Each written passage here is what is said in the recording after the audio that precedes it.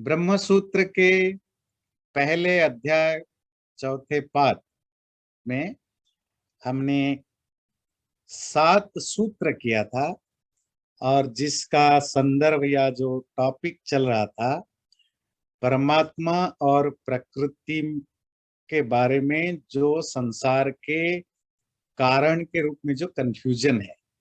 तो इस यूनिवर्स का कॉज कौन है?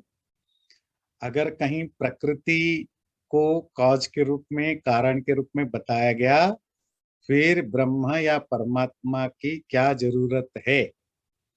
तो अगर ब्रह्म भी कारण है तो फिर प्रकृति का क्या जरूरत है? और कहीं कहीं किसी किसी उपनिषद में मंत्र में जो कंफ्यूजन आया, वहां ब्रह्म का अर्थ है परमात्मा का या प्रकृति का अर्थ है, तो उन कंफ्यूजनों को दूर किया। जैसे पिछले बार कठोपनिषद पर चर्चा चल रही थी। आज जो हम 8वां सूत्र लेंगे वो कंफ्यूजन है, टॉपिक वही है, प्रकृति और परमात्मा संसार के कॉज हैं, कारण हैं। पर यहाँ का जो डाउट है या जो पूर्व पक्ष या शिष्य प्रश्न पूछता है, वो श्वेताश्वेतर उपनिषद के एक मंत्र को कोट करके पहले वो मंत्र लेते हैं, श्वेताश्वेतर उपनिषद का मंत्र, उसका एक जनरल मीनिंग समझते हैं, फिर सूत्र क्या डाउट्स को क्लियर करता है उस पर बात करेंगे। अजामेकाम लोहित शुक्ल कृष्णाम बौहि प्रजा सृजमानाम स्वरूपः अजो ह्येको जुषमाणो नुषेते जहात्येनाम भुक्त भोगा मजोन्य।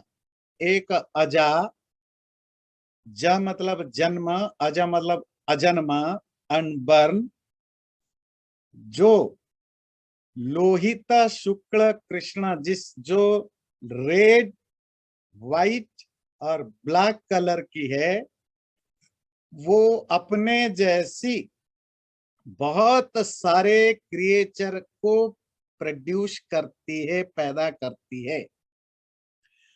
अजो हेक जुषमाणो अनुशेते, एक दूसरा अज अनबन बिना पैदा हुआ, वो उस प्रकृति के अंदर फंसा हुआ है और प्रकृति को एंजॉय करता रहता है।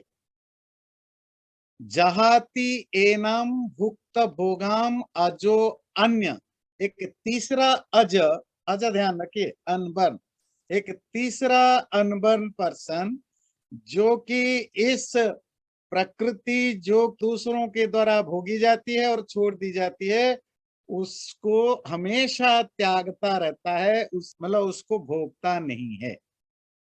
इसमें 3 जगह अजा देखिए, एक है अजा, ये फेमिनिन है, ये है अजह, ये मैस्कुलिन है। अरे यहाँ एक अजा है जो संधि के कारण छुपा हुआ है, यहाँ भी एक अजा है, तो 3 अजा है। कंफ्यूजन इसी अजा पर आया तो आप हिंदी में जानते हैं पंकज है?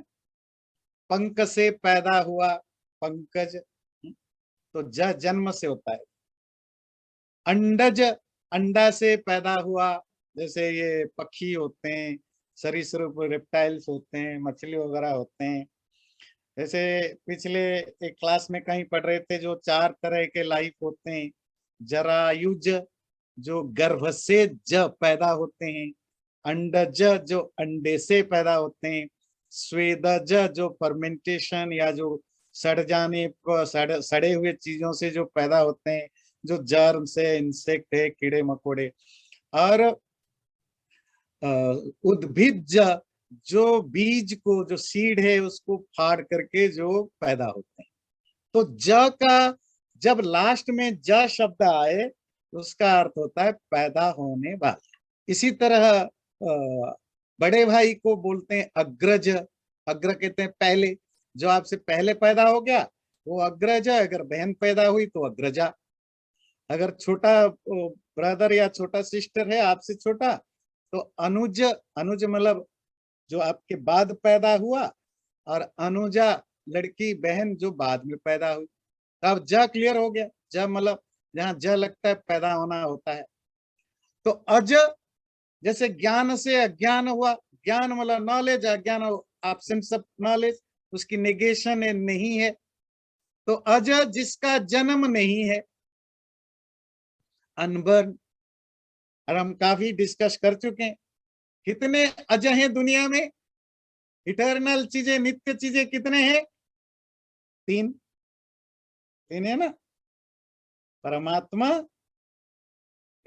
सुप्रीम सोल, आत्मा, द इंडिविजुअल सोल जो हमारे आपके सबके अंदर है, और प्रकृति जब प्राइमोडियल मैटर है, जो material cause of the material world है, जो इस जड़ संसार का जो उपादान कारण है, मैटेरियल कॉज है, जिसको हम हमारे शास्त्रों में प्रकृति कही जाती है।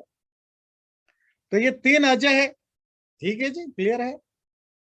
और इस श्लोक में तीनों अजों के बारे में बात की गई। दो तो पुरुष हैं, एक महिला है। महिला कौन है? प्रकृति।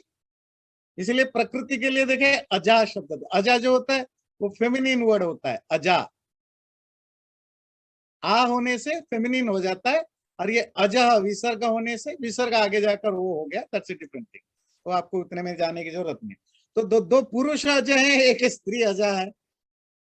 तो अजा प्रकृति फेमिनिन वर्ड है बाय द वे, है ना। जो मैटेरियल, जो प्राइमेडियल स्टेट है यूनिवर्स का, उसकी जो वर्ड है प्रकृति, वो फेमिनिन वर्ड में, उसी के लिए अजा शब्द यहाँ आया। नित्य, जो पैदा नहीं होता है, कौन? जो मरता नहीं है। देखिए हमेशा अज शब्द जो होता है वो रिलेटिव होता है। पैदा वही नहीं होगा जो मरता नहीं है, और मरेगा भी वही नहीं मरेगा जो पैदा नहीं होगा। ध्यान रखिए। तो पैदा होना मरना ये रिलेटिव है, एक दूसरे को सपोर्ट करते हैं, कंप्लीमेंट करते हैं। तो जो नष्ट नहीं होता है वो वही है जो पैदा नहीं होता है, और जो पैदा नहीं होता है नष्ट नहीं होता है, इसीलिए हम उनको नित्य कहते हैं। तीन चीजें नित्य है। इस श्लोक में तीन चीजें आई। पहली चीज आई प्रकृति के बारे में, अजा, और उसको कहा कि ये तीन कलर वाली है, लोहित रेड, कृष्ण ब्लैक, शुक्ल व्हाइट कलर वाली। और इस प्रकृति अपने जैसे अनगिनत बहुत सारे क्रिएचर को प्रोड्यूस करती है। फिर बाकी दोनों जो अज हैं, अनबना है, वो क्या करते हैं? उनमें से एक इस प्रकृति में, प्रकृति के द्वारा बनाए गए चीजों को एंजॉय करता रहता है, और जो दूसरा है, अच्छा एंजॉय भी करता है, छोड़ भी देता है।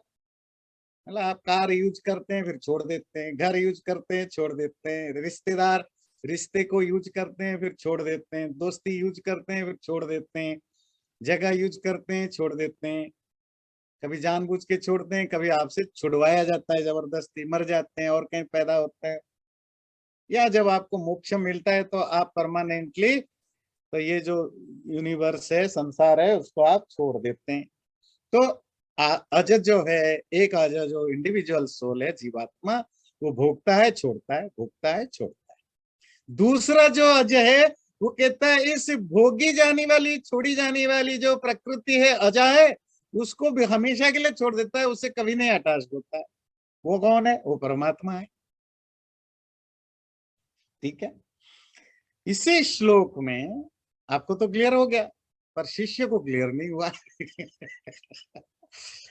शिष्य का प्रश्न है कि यहाँ परमात्मा का मीनिंग कहां से आया? उन्होंने एक दूसरे तरह के मीनिंग निकाले।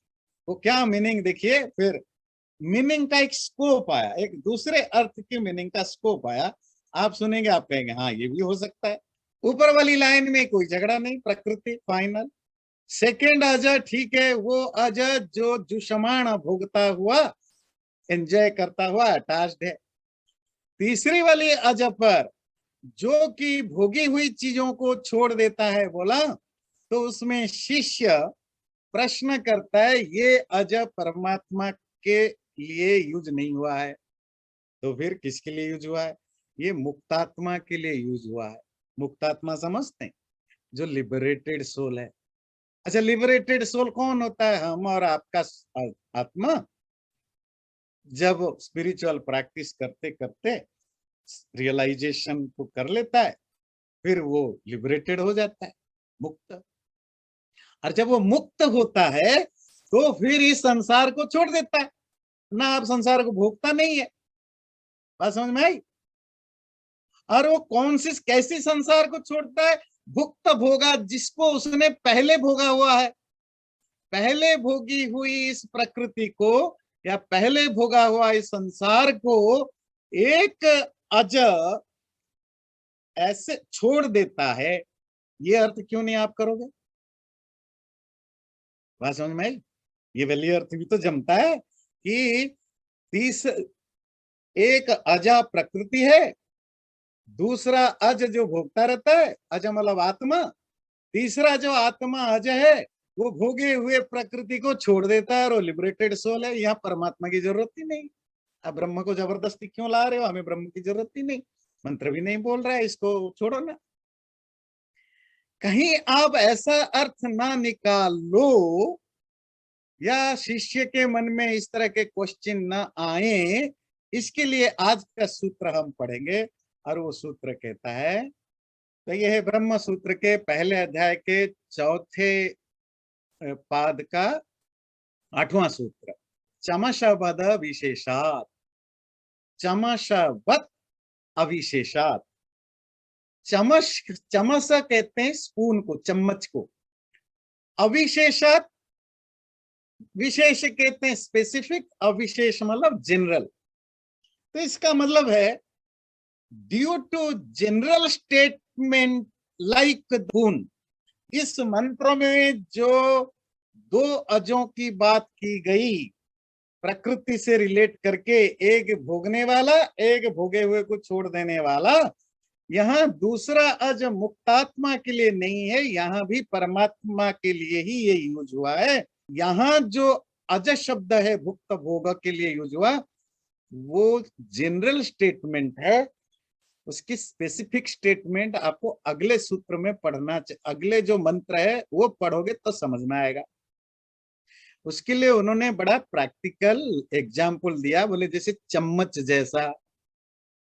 अब ये चम्मच जैसे का क्या मतलब होता है? देखिए, चम्मच का पिक्चर देखिए, फिर समझ में आएगा। ये है चम्मच। अब यज्ञ में आहुति देते हैं ना, तो तब भी चम्मच यूज करते हैं। ऐसा नहीं कि चम्मच आज है, चम्मच तो आप कहेंगे चम्मच कहाँ से आ गया? ये हमेशा से रहा यज्ञ में। जब भी यज्ञ होता था तो वो जो उसको सुरबा बोलते थे, आहुति देते थे। चम्मच की दो हिस्सा है, ये है बॉल हिस्सा, ये जो कटोरी की तरह, और ये उसकी लंबी सी जो हैंडल है। जो उसकी माउथ है चम्मच का, जो कटोरी की तरह है, ऊपर रहता है। ये इनफ नहीं होता है। अगर आपको चम्मच यूज करना है, you have to go beyond this katori. कटोरी से नीचे का भी हिस्सा होता है, कभी कभी ये छुपा होता है। आप क्योंकि आहुति के समय, खाते समय इसी को यूज करते हो, तो आपका फोकस यहाँ रहता है, इसको आप इग्नोर कर देते हो। पर चम्मच तो पूरा का पूरा होता है, उसका एक हैंडल भी है और उसका एक कटोरी है। कटोरी और उसके हैंडल दोनों मिलके चम्मच बनते हैं। इसी तरह कभी कभी लिटरेचर में किसी स्टेटमेंट में भी चम्मच की तरह यूज होता है। मतलब पहले एक स्टेटमेंट दे दी जाती, जनरल स्टेटमेंट, फिर आगे उसको एक्सप्लेन करके इलाबोरेट किया जाता है। वो जो इलाबोरेशन है वो चम्मच के हैंडल की तरह है, और जो जनरल स्टेटमेंट है वो चम्मच की कटोरी की तरह है।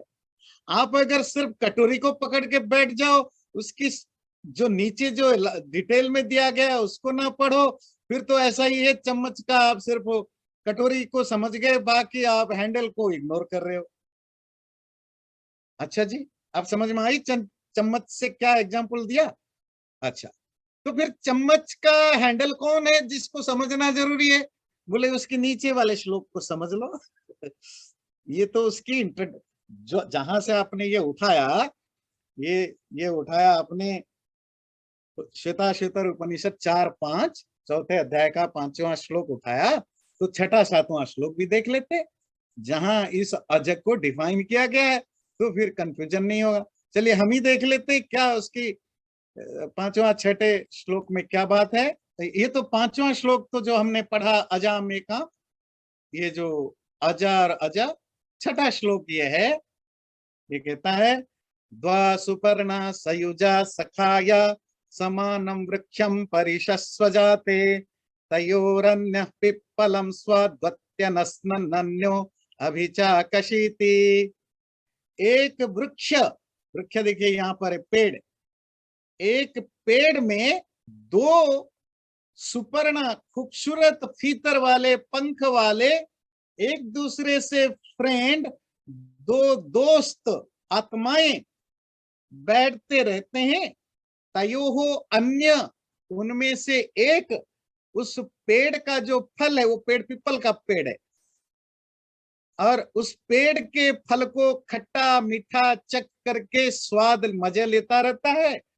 अनशनन अन्य, दूसरा बिना खाए, विदाउट ईटिंग, अभिचा कशिति देखता रहता है।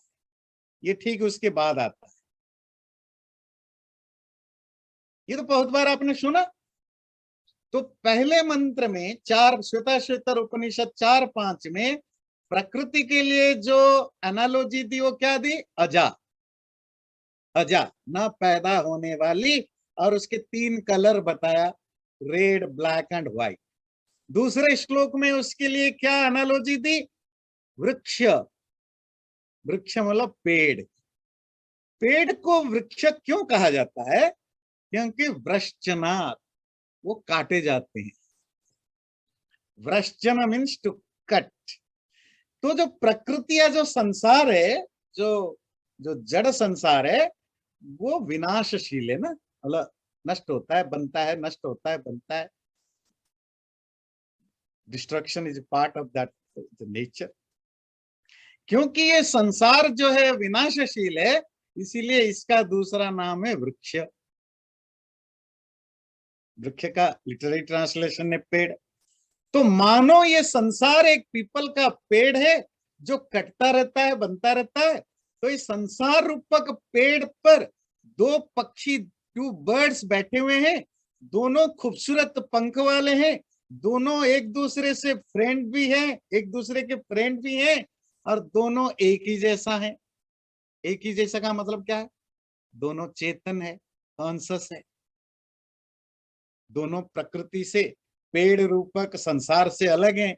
संसार क्या है? जड़ है, इनर्ट है। ये दोनों चेतन है। यही सिमिलरिटीज है। तो ये जो सिमिलर, कुछ सिमिलरिटी रखने वाले, एक दूसरे से के साथ फ्रेंड, ये जो 2 पक्षी बैठे हुए हैं, और उसमें क्या करते हैं? एक पक्षी जिसका नाम जीवात्मा है, इंडिविजुअल सोल है, वो खट्टा मीठा खाता रहता है, मुंह बनाता रहता है, मुंह बनाता है। खट्टा खाया तो मुंह खराब कर दिया, मीठा खाया खुश हो गया, तीखा खाया मुंह और बिगाड़ दिया। मतलब स्वाद के हिसाब से उसके एक्सप्रेशन बदलता रहता है। क्या मतलब है खट्टा मीठा? लाइफ को जब वो संसार को एंजॉय करता है तो एंजॉयमेंट में अच्छा होता है तो उसकी एक्सप्रेशन अलग होता है, खराब होता है तो दूसरा होता है। हर तरह की लाइफ में तो सिर्फ अच्छा और खराब नहीं होता है ना, अलग अलग एक्सपीरियंस होते हैं। अलग अलग एक्सपीरियंस, अलग अलग टेस्ट है, यही स्वाद है। तो संसार का स्वाद लेता रहता है, खट्टा मीठा कड़वा तीखा नमकीन, कम नमकीन ज्यादा नमकीन, ये स्वाद लेता रहता है। दूसरा क्या करता रहता है? दूसरा पक्षी अनशनन अभिचा कशिति, बिना कुछ खाए पिए, मतलब बिना संसार को एंजॉय किए बस देखता रहता है। वो कौन है? परमात्मा। परमात्मा को संसार को एंजॉय करने के लिए परमात्मा ने नहीं बनाया। परमात्मा क्रिएटेड है, क्रिएटर है, लॉर्ड है, इस प्रकृति का, संसार का मालिक है। वो बैठा है, उसको खाने पीने की जरूरत नहीं, ना उसकी कोई कमी है। और करता क्या है? देखता रहता है। क्या देखता है?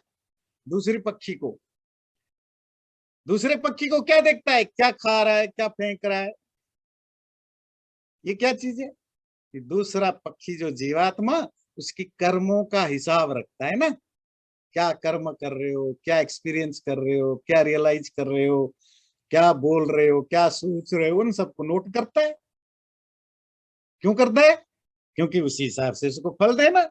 आपने पढ़ा, पर परमात्मा का एक काम ये भी है, कर्म फल दाता। जो कर्म हम करते हैं उसके बेस पर वो हमें रिजल्ट्स देता है। हमारे उसका जो कॉन्सिक्वेंसेस है वो परमात्मा के सिस्टम के द्वारा दिया जाता है। तो यहां इस दूसरे मंत्र में बोला कि वो परमात्मा बिना खाए देखता रहता है। ठीक है। आप अगर कहेंगे नहीं, दूसरे मंत्र में भी आप मुक्तात्मा का अर्थ लो, लिबरेटेड सोल का अर्थ लो, तो यहां वो इसीलिए नहीं होगा क्योंकि जो मुक्तात्मा होता है, मुक्तात्मा क्लियर है ना, ऐसी आत्मा जो मुक्ति की अवस्था को प्राप्त कर चुका है, जो cycle of death and birth से छूट चुका है, जिसके पास अब शरीर नहीं है, वह भोगता नहीं है, संसार से अलग हो चुका है। उसका अर्थ क्यों ना ले? बोले इसीलिए नहीं ले सकते हो क्योंकि मुक्तात्मा मुक्त होने से पहले तो भोगता था ना संसार को। वो भोग करता था। भोग करते करते करते जब उसका वैराग्य या जब उसकी डिटैचमेंट पैदा हुआ तो वो मुक्ति को प्राप्त हुआ। पर दूसरे मंत्र में ये कह रहा है जो इटर्नली बिल्कुल खाता पीता नहीं है, कोई भी एंजॉय नहीं करता, हमेशा देखता रहता है, वो सिर्फ एक ही आत्मा है, वो है परमात्मा। तो परमात्मा कभी भी ना सुख दुख का पार्ट बनता है, ना संसार को ना कभी एंजॉय करता है, ना कल किया था ना आज करेगा, ना कल करेगा ना आज कर रहा है। पर आत्माओं में कुछ आत्माएं कॉन्स्टेंटली पास्ट प्रेजेंट फ्यूचर करते रहते हैं, कुछ आत्माएं जो पास्ट में किया था अब नहीं कर रहे, या कुछ आत्माएं पास्ट में किया था अभी कर रहे हैं, फ्यूचर में नहीं करेंगे। जो अभी प्रोसेस में है, स्पिरिचुअल प्रोसेस में है, वो नहीं करेंगे। पर दूसरे मंत्र में इस तरह का कोई हिंट्स नहीं दिया कि भोग करके छुड़ा हुआ। तो दूसरे मंत्र से ये प्रूफ होता है कि ये परमात्मा की बात होती है। अच्छा चलो, दूसरे मंत्र से हम पहले मंत्र को समझेंगे कि वहां परमात्मा का अर्थ लेंगे, पर कंफ्यूजन अभी भी है। वो कंफ्यूजन क्या है देखिए, ये जो कहा, ये ध्यान दीजिए, ये मैं उसको थोड़ा बोल्ड कर दूं।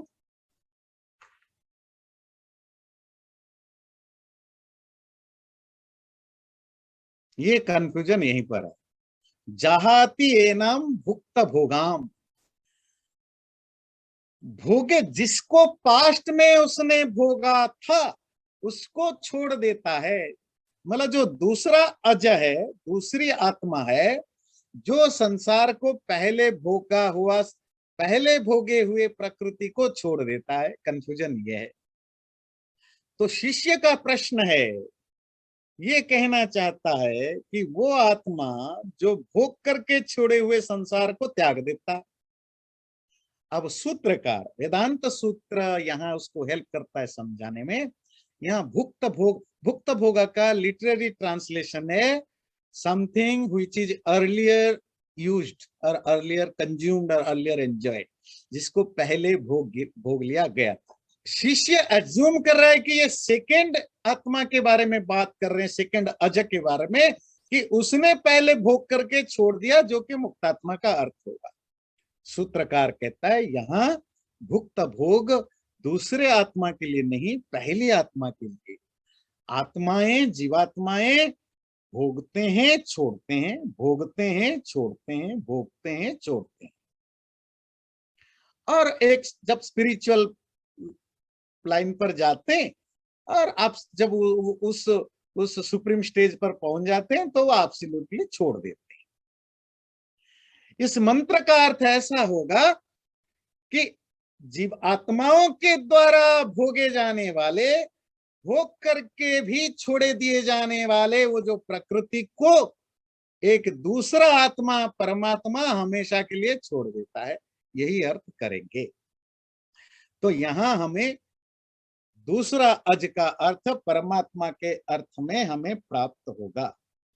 और खाली इतना नहीं, इवन आगे अगर आपको इसमें भी संतुष्ट ना हो कि नहीं, आप घुमा फिरा के आप वो परमात्मा को खींच के लाना चाहते हो, तो फिर अगला, उसके अगले वाले मंत्र को देखिए। चम्मच का ध्यान रखिए, आप फेस से मत जाओ, फेस के नीचे वाले पार्ट को भी देखिए।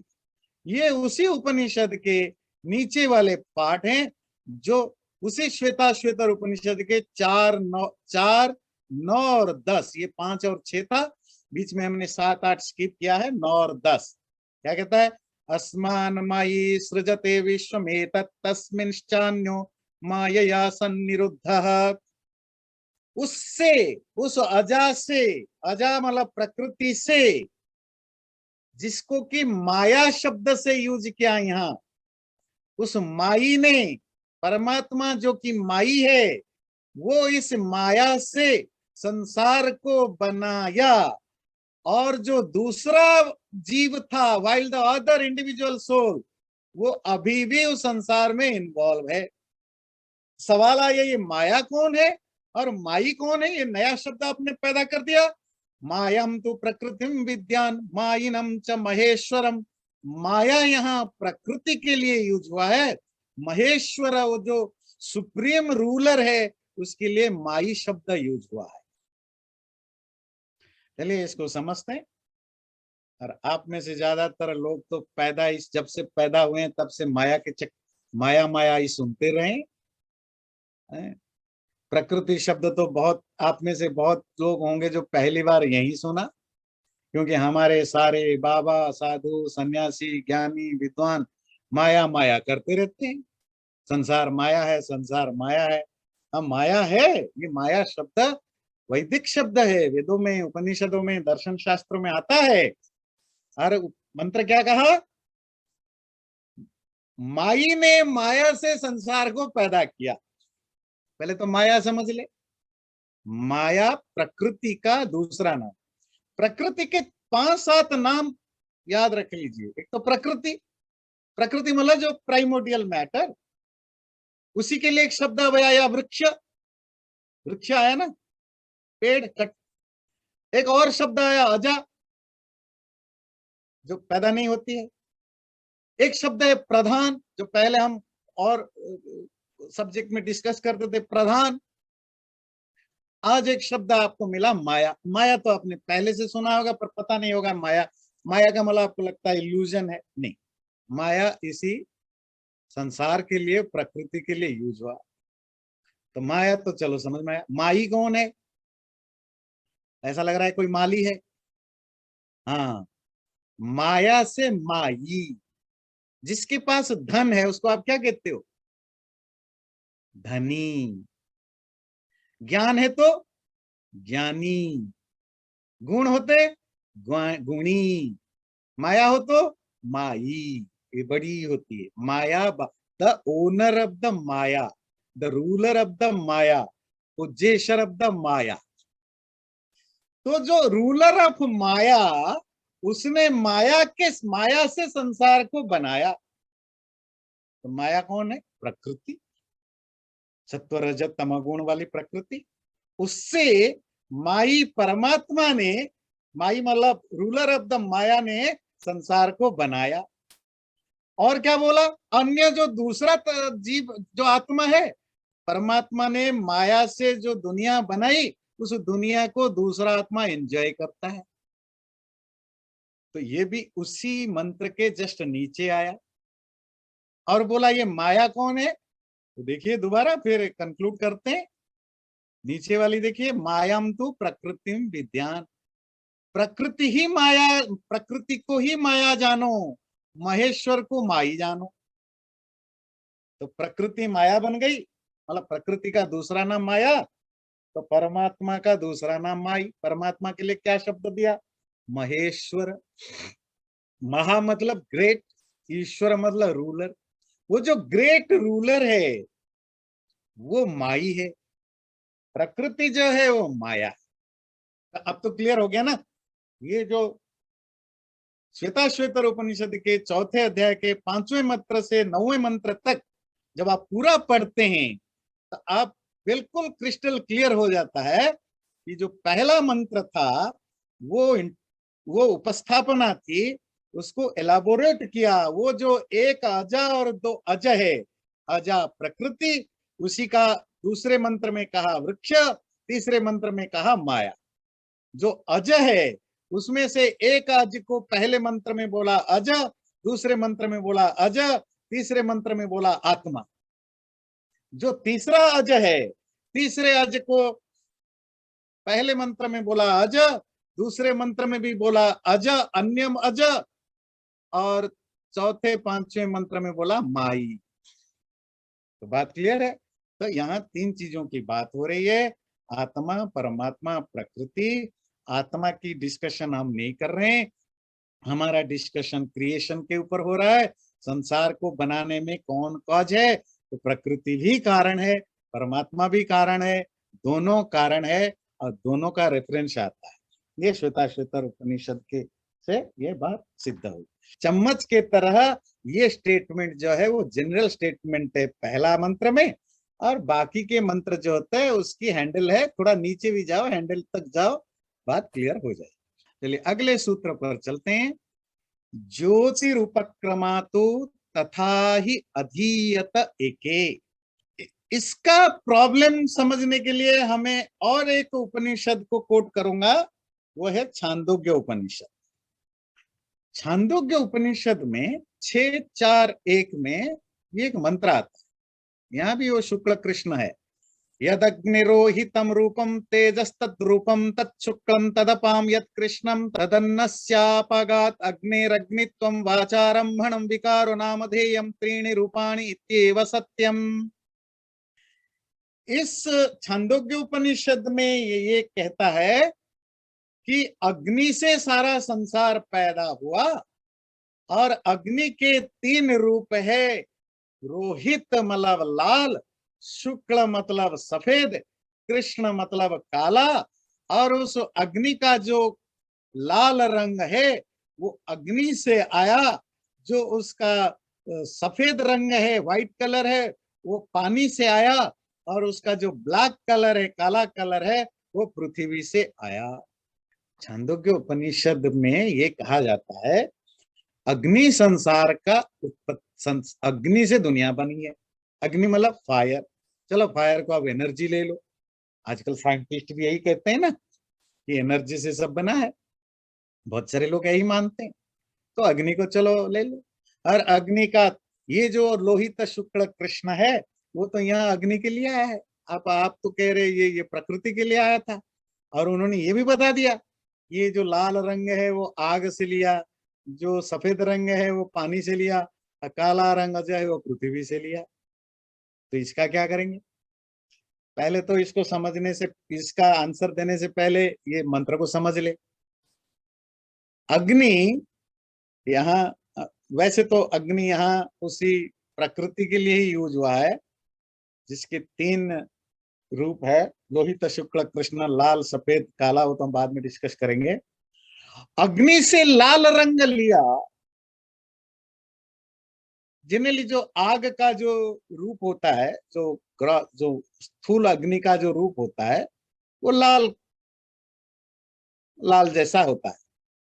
और पानी की जो क्रिस्टल जो कलर है, क्लियर कलर है, उसे सफेद, उसी को सफेद का, सफेद मतलब यहाँ व्हाइट नहीं, मतलब क्रिस्टल कलर। और धरती जो है, मतलब पृथ्वी जो है, सॉलिड चीजें, तो उससे वो काला रंग लिया। तो इससे कंफ्यूजन हुआ कि यहाँ तो अग्नि के लिए बात की, और बोला कि जो तेज है या जो जो जो लाइट है, प्रकाश है, उससे दुनिया बनी है। तो आप प्रकृति के अर्थ में आप कैसे कहते हो? मंत्र कहता है, ये सूत्र जो वेदांत सूत्र उसको खंडन करता है। ज्योतिरुपक्रमातु, यहाँ जो ज्योति या प्रकाश या जो अग्नि शब्द वगैरह का यूज हुआ है, अग्नि, पानी और हवा वगैरह का जो यूज हुआ है, वो सिर्फ समझने के लिए बताया गया है। प्रकृति के जो तीन कॉन्स्टिट्यूएंट्स हैं, सत्व रज तम, उसको डिस्क्राइब करने के लिए एनालॉजी के रूप में इसको हमारे सामने रखा गया है। प्रकृति तो एक सिंगल थिंग नहीं है, जैसे अभी रूपा जी भी बता रही थी, उसके 3 कॉन्स्टिट्यूएंट्स हैं, सत्व रजत तम, और उनकी जो फंक्शंस हैं वो फंक्शंस को कलर के रूप में बताने की कोशिश की गई। नॉर्मली सिंपल भाषा में जो हमारे शास्त्रों में इनको मिलता है कि सत्व जो है वो प्रीति का कारण होता है, मतलब हैप्पीनेस, खुशी, और रजत जो है वो अप्रीति, दुख को रिप्रेजेंट करता है, और जो तम है वो इग्नोरेंस, डिल्यूजन है ना, इल्यूजन को रिप्रेजेंट करता है, प्रीति अप्रीति विषाद। तो ये तीनों को तीनों कलर के द्वारा बताया गया। रेड कलर जो है वो रिप्रेजेंट्स जो जो दुख है, जो कष्ट है, परेशानियां, क्योंकि ये गुस्से का प्रतीक है, ईर्ष्या वगैरह का प्रतीक है। सफेद कलर जो है वो क्रिस्टल क्लियर कलर, वो प्रीति का, हैप्पीनेस की, सेरेनिटी, प्लेसिडिटी का प्रतीक होता है। और जो काला कलर है वो डार्कनेस, इग्नोरेंस, इल्यूजन का कलर है। जो मनुष्य जब डिल्यूटेड होता है तो उसकी जो बिहेवियर होता है उसका कलर है। और संसार में भी जो चीजें बहुत ज्यादा डार्क या किसी भी तरह का कोई फंक्शन नहीं होता है, जो फॉर्म होते हैं जैसे पत्थर वगैरह, सॉलिड चीजें, उसी को तमोगुण कहते हैं। तो ये 3 तरह की जो नेचर वाले, और भी सत्व रजत तम के अलग अलग नेचर आपने गीता में भी पढ़ा, अलग अलग जगह आपने डिटेल में पढ़ा है। तो ये जो सत्व रजत तमो गुणों की जो 3 नेचर है, इन 3 नेचर को बताने के लिए 3 कलर का एग्जाम्पल दिया गया छांदोग्य उपनिषद में। और उसको समझाने के लिए उन्होंने कहा कि जो एलिमेंटल आग है, एलिमेंटल आग मतलब उसी प्रकृति, जो प्राइमोडियल मैटर, उसी को यहाँ आग के रूप में कहा। कहीं कहीं प्रकृति को आकाश के रूप में भी कहा जाता है, वो अलग अलग रूप में उनको डिस्क्राइब किया जाता है। तो उसमें जो 3 कलर 3 तरह की चीजों से आया। पृथ्वी तमोगुण को रिप्रेजेंट करता है क्योंकि सॉलिड है ना, इसीलिए वो ब्लैक कहलाया। जल जो है वो श्वेत, वो व्हाइट कलर को रिप्रेजेंट करता है क्योंकि उसमें प्लासिडिटी है, सेरेनिटी है। और अग्नि जो है वो जलाता है, वो पैशन है उसके अंदर, जलने जलाने की, एक्टिव एक्ट करने की क्षमता है, तो इसको रेड कलर के साथ कंपेयर किया गया। पर ये एक्चुअली उसी जो अलग अलग शास्त्रों में प्रकृति की जो डिस्क्रिप्शन है उसी को वो रिप्रेजेंट करता है। हाँ, ये भी छांदोग्य उपनिषद में 6:3-4 में आता है, जिसमें कहते हैं सौम्य इमास्तिस्र देवता त्रिवृत त्रिवृत एकैका भवति तन्मे बीजानीहीति। वो परमात्मा ये 3 एलिमेंट को, ये जो अग्नि, यहाँ क्या शब्द दिया, अग्नि, जल और पृथ्वी, मतलब fire, water and earth, solid, ये तीनों चीजों को मिला करके, तीनों को 3 फोल्ड करके मिला करके उनमें से संसार को बनाया। मतलब पृथ्वी, अग्नि और जल को, तीनों को मिला करके उनमें से संसार को बनाया। यही तो आप प्रकृति में पढ़ते हैं, सत्व रजत तम, इन तीनों को जब हम मिलाते हैं, जब ये तीनों मिलते हैं, इन तीनों का जो कॉम्बिनेशन है उसी से संसार बनता है। तो उपनिषद हमेशा अपने ढंग से बात करने की उनको आदत रही है, तो इसीलिए वो इस तरह की बात करते हैं। और अगला सूत्र जो लेंगे तो ये पूरे जो क्वेश्चन को कंक्लूड करने में हेल्प करेगा। शिष्य अब डाउट करता है कि आपने कहा प्रकृति जो है संसार का उपादान कारण है, मटेरियल कॉज है, ओके फाइन, फिर वो किसी से साझेदारी नहीं करती है, शेयर भी नहीं करती है, मतलब प्रकृति अकेली ही उपादान कारण है, there is no other one which is material cause. हाँ जी, ये भी है। तो फिर इसको ब्रह्म के तरह अलग से क्यों नहीं बताया गया? उसको कभी कभी ब्रह्म के शरीर के रूप में क्यों बताया जाता है? जब शरीर के रूप में बताया जाता है तो डाउट होता है कि ये, इसकी अपनी ओरिजिनलिटी है कि नहीं, इसकी इंडिपेंडेंस है कि नहीं है। और नंबर 2 क्वेश्चन पूछा, पिछले बार भी हम पढ़ रहे थे कठोपनिषद में, प्रकृति को अव्यक्त कहा, इनविजिबल है, अक्षर कहा, जो नष्ट नहीं होता, जो दिखाई नहीं देता। तो अगर वो दिखाई नहीं देता या नष्ट नहीं होता तो लाल पीला काला कलर क्यों दिया? तो दो क्वेश्चन उसमें से आया। पहला क्वेश्चन है, अगर प्रकृति इंडिपेंडेंट है, इंडिपेंडेंट मैटेरियल कॉज है, तो कभी कभी ब्रह्म के शरीर के रूप में क्यों बताया जाता है? और दूसरा है कि उसकी कलर क्यों बताया गया? ये दो क्वेश्चन का आंसर देने के लिए तीसरा सूत्र आता है, कल्पनोपदेशाच मध्वादिवत अविरोधः। कल्पना उपदेशाच, ये जो उपदेश है, ये जो इंस्ट्रक्शंस या स्टेटमेंट है, वो कल्पना पर बेस्ड है, इमेजिनेशन पर बेस्ड है, और मध्वादिवत अविरोधश्च, इसीलिए मधु या शहद या हनी के तरह इसमें कोई कॉन्ट्रडिक्शन नहीं है। आपको कुछ समझ में नहीं आएगा? पहला चीज समझ में आएगा कि ये जो प्रकृति को ब्रह्म का शरीर बताया, लाल पीला रंग वाला बताया, वो क्या है? बोला कल्पना उपदेशा, ये काल्पनिक, इमेजिनरी, इमेजिन बेस्ड इमेंशंस है। इमेजिन मतलब ये रेटोरिक एक्सप्रेशन होता है, कोई राइटर होता है, पोएट होता है, या बढ़िया ओरेटर होता है, वो चीजों को डायरेक्टली ना बोल के थोड़े लैंग्वेज में पोएटिक वे लाता है, तो उसमें काफी सारे पोएटिक एक्सप्रेशन देता है। इसको रेटोरिक एक्सप्रेशन बोलते हैं, जिसमें वो एनालॉजी, रूपक अलंकार, उपमा अलंकार आदि यूज करता है।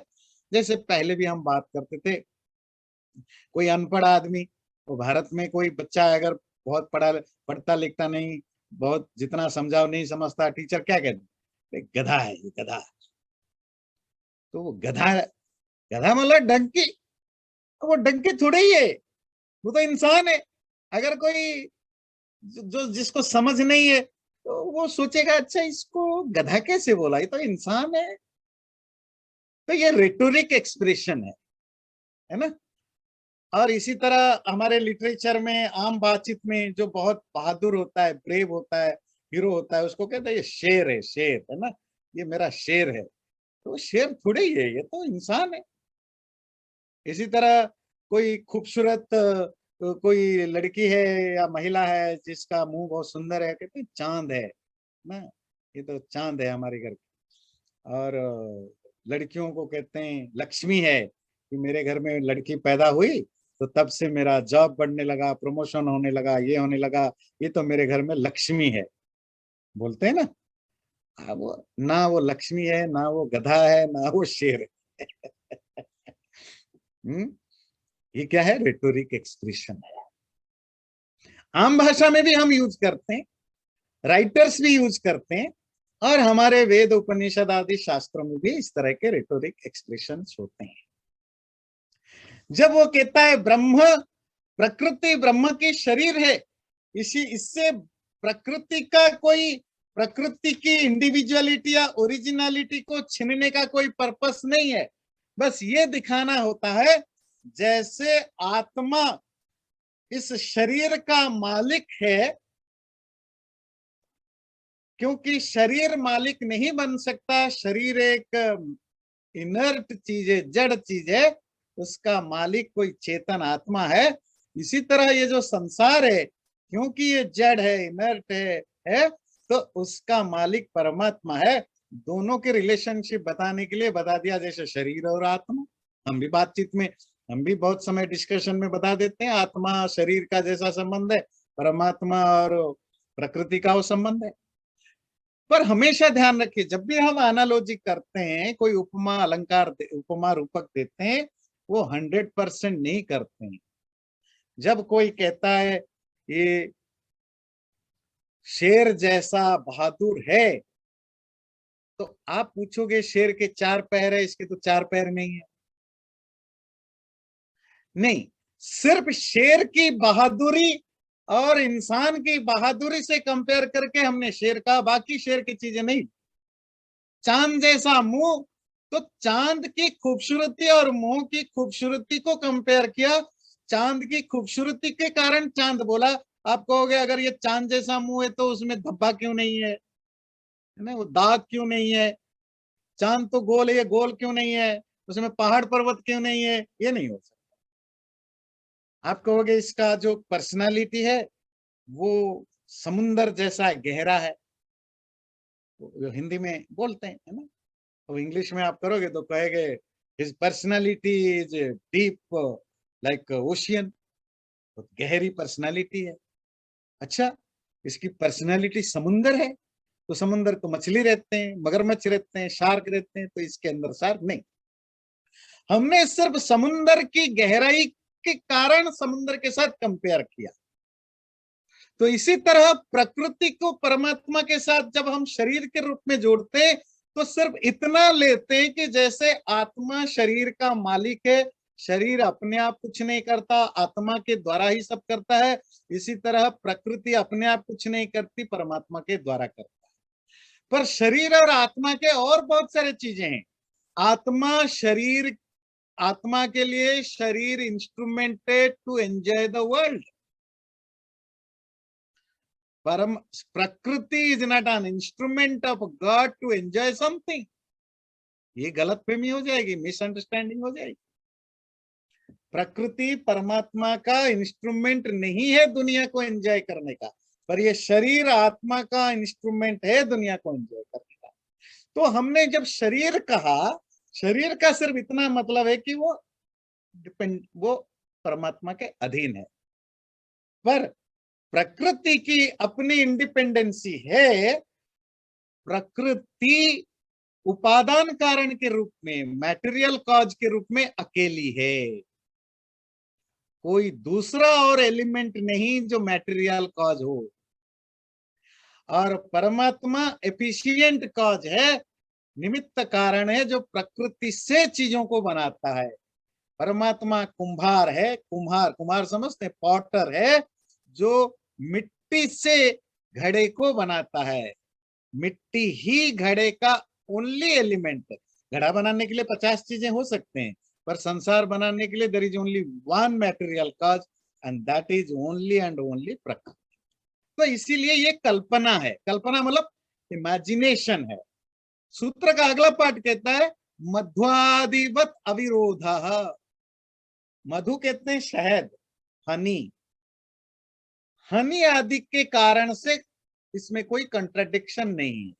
आप कहेंगे हनी वाला चीज क्या आया, तो उसके लिए आपको एक उपनिषद का एक रेफरेंस देखना पड़ेगा। ये छांदोग्य उपनिषद का 3:1-1, इसमें कहता है असौ व आदित्यो देव मधु। ये जो आदित्य या सूर्य है ये दिव्य मधु है, डिवाइन शहद है। यहाँ सूरज को क्या बोला? मधु है। मधु मतलब हनी। तो सूरज क्या हनी है? नहीं। सूरज को हनी जैसा बताए। इसी तरह एक जगह आता है बृहदारण्य के उपनिषद में आता है वाचम धेनुमुपासिता, बृहदारण्य 5:8-1। वाणी रूप गाय की उपासना करो। यहाँ क्या बोला? वाणी जो है वो गाय है, धेनु है। और नॉर्मल लाइफ में तो हम ऐसे कितने बोलते हैं, मूर्खों को गधा बोल देते हैं, क्रिकेट पर्सन को क्रोकोडाइल बोलते हैं, है ना। नहीं, जो बहुत कनिंग होते हैं कहते हैं ये क्रोकोडाइल है, ये तो मगरमच्छ है, से बच के रहना। है ना? तो इस तरह के हम यूज करते हैं। सूरज को कहीं मधु कहा, वाणी को कहीं धेनु कहा। ये सब क्यों है? कल्पना। कल्पना तो हिंदी में समझते हैं इमेजिनेशन। ये सब इमेजिनरी है, थोड़ा कनेक्ट करने के लिए। जो रीडर है, जो ऑडियंस है, जो श्रोता है, वो थोड़ा आराम से उसको चीजों को समझ जाए, एंजॉय कर सके, इसलिए इनका कोई ज्यादा अर्थ नहीं लेना। तो लोहित शुक्ल कृष्ण क्यों? लोहित मतलब रेड, व्हाइट मतलब श्वेत मतलब व्हाइट, कृष्ण मतलब ब्लैक। ये तीनों कलर तीनों गुण जो हैं सत्व रजत तम, इनको रिप्रेजेंट करते हैं। इनको डिफाइन करने के लिए कहा गया श्वेताश्वेत उपनिषद में। क्यों? जनरली ये जो तीन कलर है हमारे कल्चर में, हम इनको अपने इमोशंस के साथ और लाइफ के साथ भी जोड़ते हैं। जो भी जो भी जो स्पिरिचुअल होता है, जो थोड़ा शांति सुख वाले चीजें होते हैं, हम उसको व्हाइट से जोड़ते हैं। आपके झंडे में भी देखेंगे इंडियन जो फ्लैग है उसमें भी वही अर्थ करते हैं कि व्हाइट रिप्रेजेंट पीस, रेड या जो सैफरन है इट रिप्रेजेंट्स प्रॉस्पेरिटी, जो fire knowledge and power, and जो green represents grain prosperity. Colour किसी ना किसी को रिप्रेजेंट करते हैं। तो ये लोहित जो रेड है it represent passion, emotions, activity, energy, क्योंकि आग का वो कलर है ना। छंदोग्य उपनिषद में पढ़ा आग का कलर है। आग क्या है? एनर्जी। तो सत्व रजत तम में से कौन सा गुण इसको रिप्रेजेंट करेगा? लोहित को, रेड को? रजोगुण। रजोगुण, क्योंकि रजोगुण तो पैशन है ना, एक्टिविटी है, मूवमेंट है, इमोशंस है ना। और सत्व गुण व्हाइट होगा। व्हाइट है शांति, स्थिरता, है ना, सेरेनिटी, प्लासिडिटी, प्रसन्नता। तो श्वेत गुण से धर्म है। और जो ब्लैक है डार्कनेस को रिप्रेजेंट करता है, जो इग्नोरेंस है, इल्यूजन है, डिल्यूजन है। और जो मटेरियल वर्ल्ड में देखें, जो जिनमें कोई मूवमेंट नहीं, सॉलिड, वो उनको वो रिप्रेजेंट करते हैं। तो इसीलिए सत्व रजत तम को एक एक एक अलंकारिक रूप में, एक रेटोरिकल एक्सप्रेशन के रूप में सत्व रजत तम बताया गया। एक्चुअली प्रकृति का कोई कलर नहीं होता है, बिकॉज प्रकृति अपने आप में कुछ नहीं, वो तो उसके तीन कॉन्स्टिट्यूएंट्स हैं सत्व रजत तम। ये सत्व रजत तम तीन कलर के द्वारा रिप्रेजेंटेड होते हैं, उन्हीं की कॉम्बिनेशन को प्रकृति कहते हैं। इसलिए श्वेताश्वेतर उपनिषद में अजा को अजा समझ में आया ना, लोहित शुक्ल कृष्ण कहा। चैनल को सब्सक्राइब जरूर करें और वीडियो अच्छा लगे लाइक भी जरूर करें।